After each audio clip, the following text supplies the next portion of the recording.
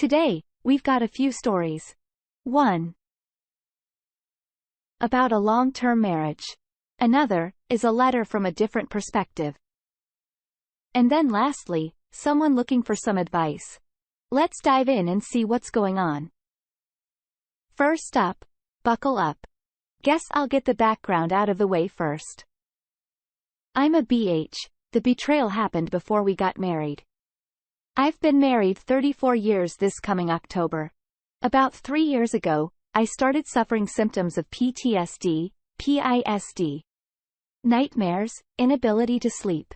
I realized that while we had gotten past the cheating, they had never really been addressed. Just pushed below the surface, and some things going on in my life at the time triggered reoccurrence. Saw a counselor, got some idea what I was looking for, then decided I was ready to talk to the dub-dub. To be clear, there has been no cheating by either of us during the marriage itself. So sat her down to talk, which she welcomed, saying, "Thank God. We're finally gonna talk." But she didn't know what we were going to talk about, and was completely shocked when I told her. Her immediate reaction? That was 35 years ago. I have heard the same thing many times since. So there's an object lesson there about not really dealing with the situation. There are some reasons why I didn't deal with this situation properly at the time, but this is already going to be long. So D-Day 1 was January 1984. It took the form of a letter. Dub-Dub was in a volunteer program sponsored by the U.S. government in South America. She left in September 1982 and was scheduled to return in January 1985. We talked about the whole long-distance thing before she left and both expressed comfort our relationship could withstand it. I went down to visit over the Christmas holidays, 1983 to 1984. We reconnected, traveled. When we parted, we were still talking about getting back together in a year once she had completed her tour of duty. The letter came a couple of weeks after I returned home. She told me about seeing someone else, but did not indicate she was breaking off our relationship. This is before cell phones, and there was no phone service where she lived. The only way we talked was her making collect calls to me when she could get into town. I called her parents and some friends she had in the city saying she needed to call me as soon as she could. When she did, I first asked her some basic questions. How long was it going on? How serious it was, etc. Then I told her if she wanted a chance at a relationship with me, she had to break it off. She told me it was just a fling. Had only lasted a couple of months and agreed to break it off.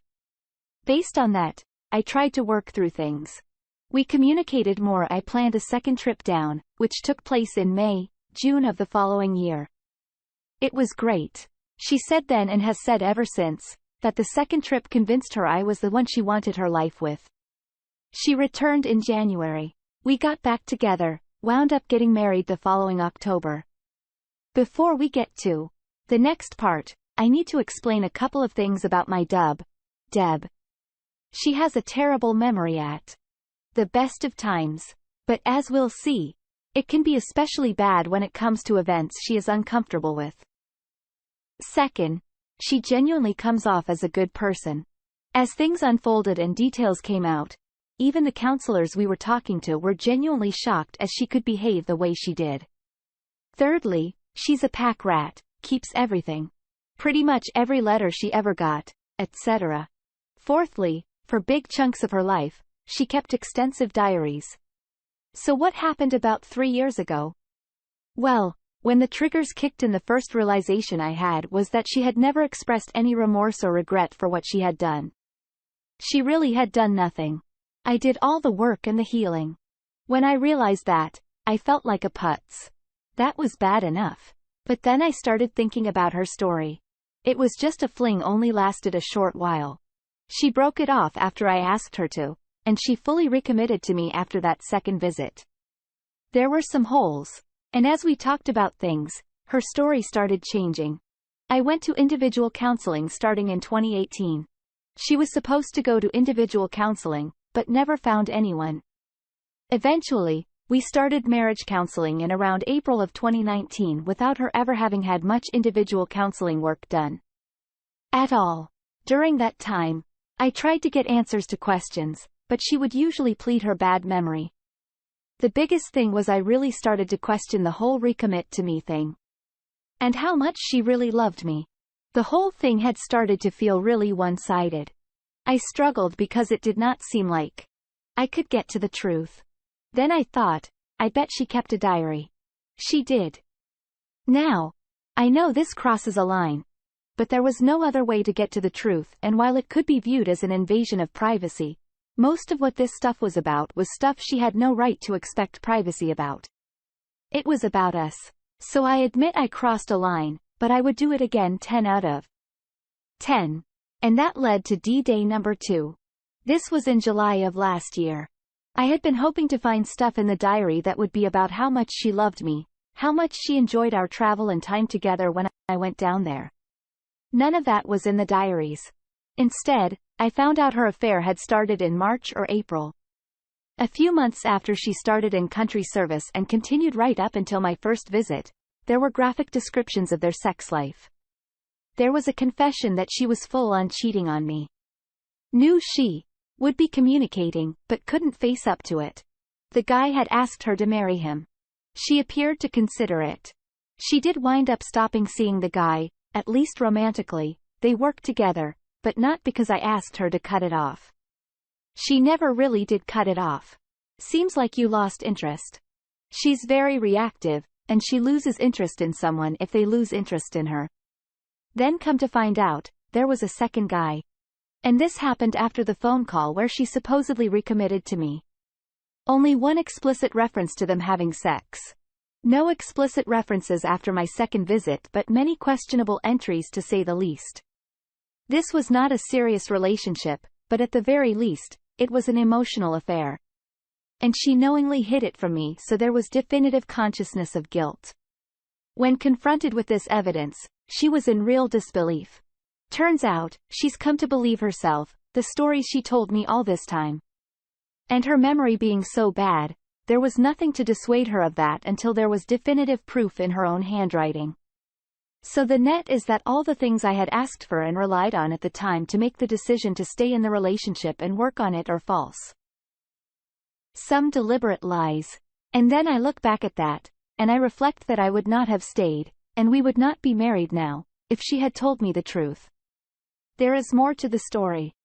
How she has approached the reconciliation counseling has been almost as problematic as the original falsehoods. The net is I feel no love for her anymore. I definitely do not feel like a couple, but I'm supposed to be retiring and the prospect of divorce at this point in my life is daunting to say the least.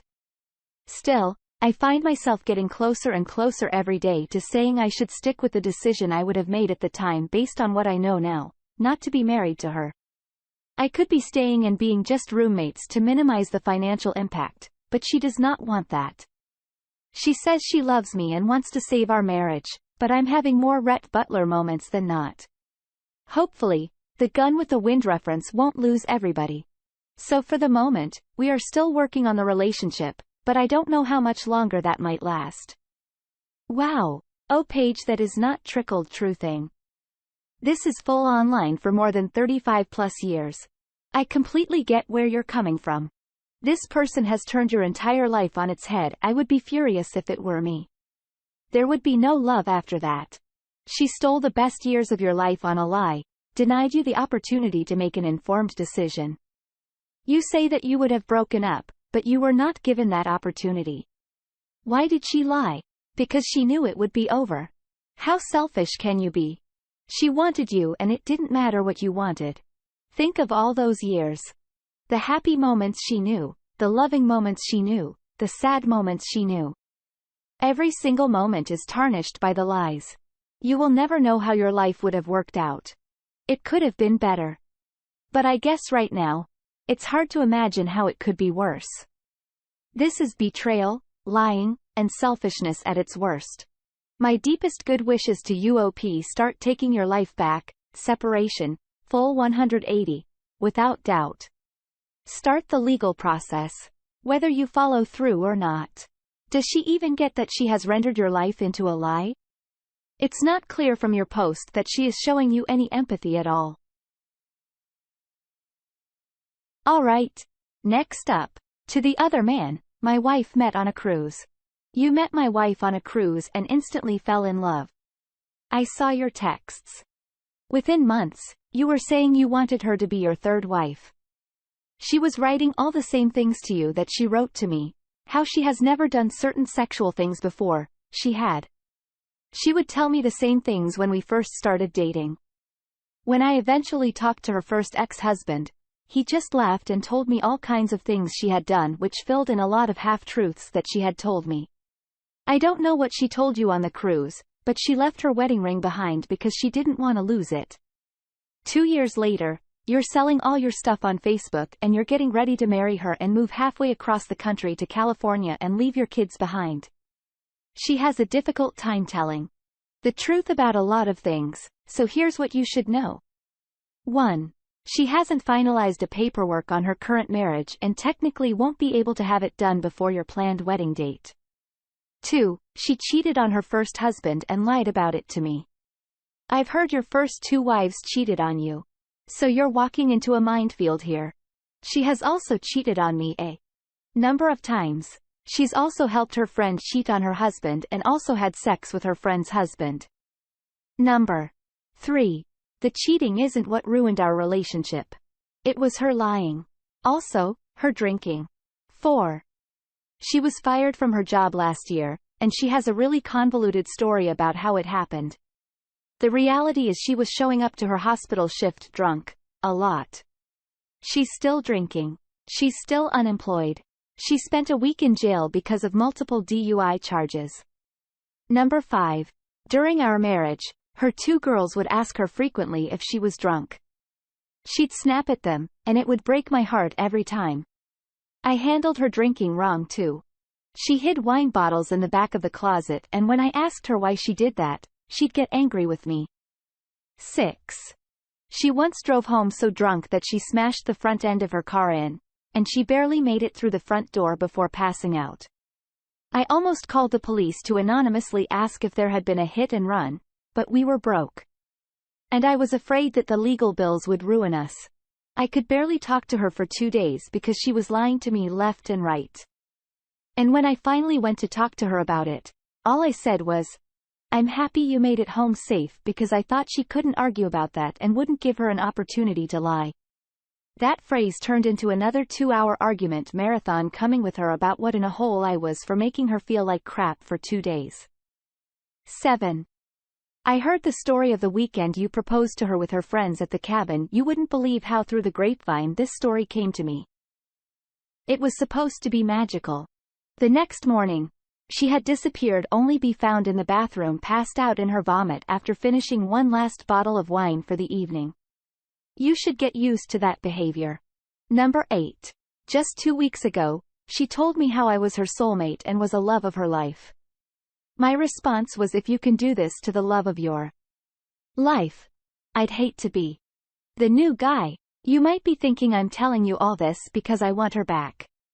Before all this went down, I would have beat my head, body, and soul against a brick wall, then pour the gelatinous leftovers back into the marriage to make it work. But you made me see it was never going to work. I finally saw all her lies and also saw my codependence, which gave me something to work on. What I would really like is to spare my kids the heartache of her latching on to someone else while refusing to work through her problems. In the last 35 years, she has never been not dating someone. She's broke. She went through 6 figures of cash in a little over 2 years, all while still being employed. And she's on the verge of moving out of town to a friend's play and leaving the kids with me 100%. If you postpone your marriage now and wait for her divorce to be complete before moving out, this is what I win. I get my kids full time. I've considered going to court over this, but it hurts me to think of the impression this would leave on my kids. What you get as a potential spouse who might get reflective enough to wonder how she lost her job, her marriage, her house, and kids, and now lives unemployed on her good friends' graces. Step in now and she repeats her cycle again. If you know someone who's getting ready to marry someone they met on a cruise and then move halfway across the country, talk to them.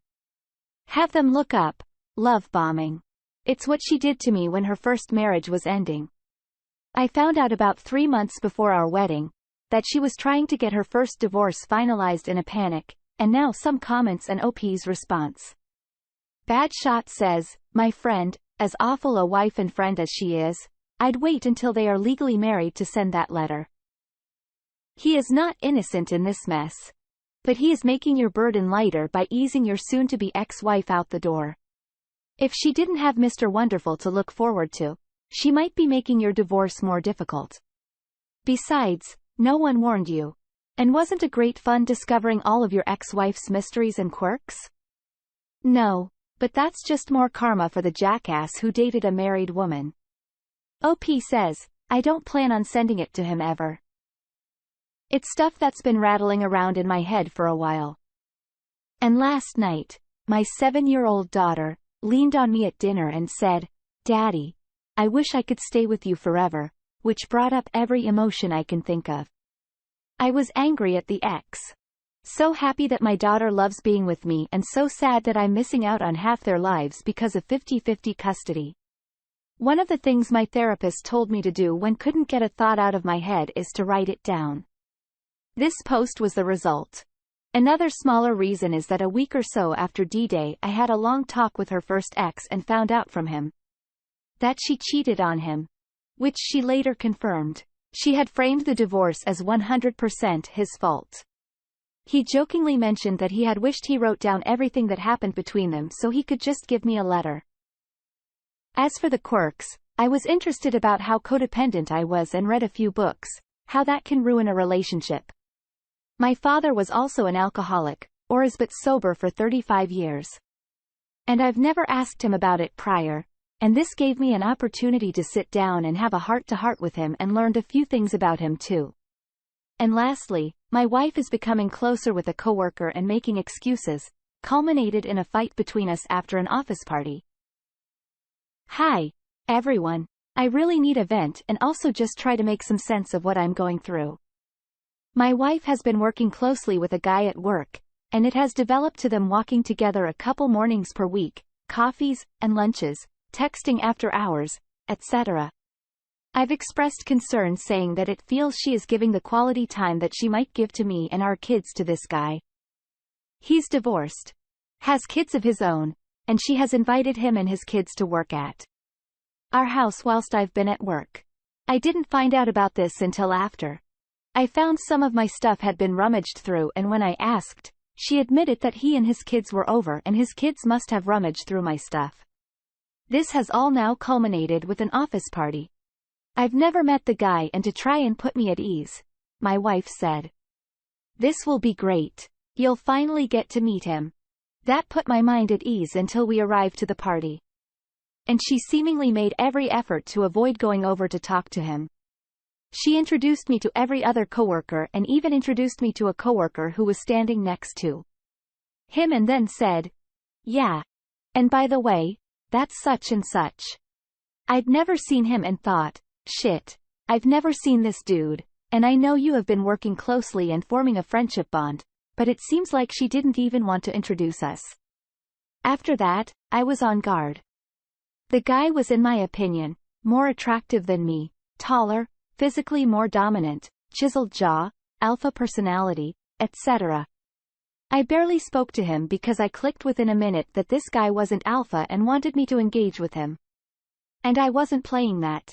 But what I did do was step back and remove myself from my wife's side to see what transpired.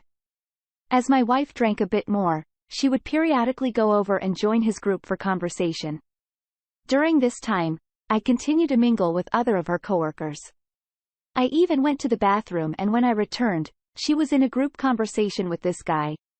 And when I went back and stood by her side after a minute, he looks at me, doesn't say a word, and walks off to another conversation. During the drive home, I asked my wife to show me the messages she has been exchanging with him. They're not sexual or overly intimate, they are detailed and consistent.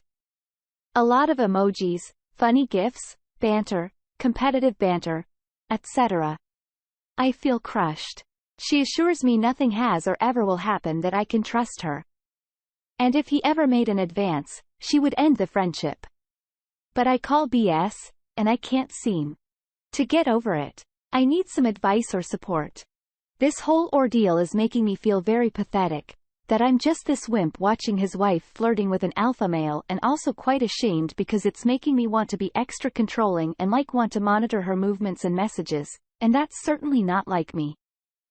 Any advice would be great. So now let's see how the community responded. Oddly, the oddball says, your wife doesn't get to decide if she finds another man attractive, but she certainly gets to decide on how it makes her act. She chose to let a strange man into your house without your knowledge. She chooses to engage him more than absolutely necessary, even though she knows she's attracted to him. And she chooses to do nothing but offer you empty words to make you feel better about a problem she played a large role in creating.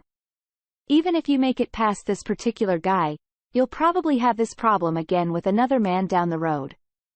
I'd seriously consider leaving in your shoes. The original poster responds, she's floored in via text with another guy before. She ended it when I found out. It's not the first time. Nothing physical has ever happened as far as I know, but she likes the attention. Low Objective says, dude, sounds like it's time to start thinking about what you're really getting out of this relationship. And if it's worth the constant stress she's causing you, it sounds like she's going to cheat on you. It's just a matter of when at this point. I understand that you are tied to her in so many ways, kids, marriage, finances, etc. If she's making you miserable or causing you more stress than you need, it might be better for everyone for you to remove yourself from this situation. Throw Raw a whole bunch of numbers and letters says, I've been there, not with kids in the picture though, being jealous, clingy, and not withdrawing from the relationship makes you less attractive. You need to set boundaries for yourself and adhere to them. You cannot control her, but you can take control about everything that involves yourself. Make it clear he is not welcome at the house, ever again, that if she needs to screw around with the guy, she needs to take it elsewhere, and that it will end in divorce if she goes down that road. That's it. Be calm. Don't discuss it with her endlessly. It's not a conversation, but a statement of fact. Then make yourself scarce. Whenever she tries to downplay, tell her you're not buying it. Don't engage with her. She needs to come to you. Meanwhile, prepare for the possibility of an impending divorce. Consult a lawyer. You don't need to hide the fact. Nothing is more attractive than a man with a plan. So you making one will not drive her away any more than she already is. Stay calm.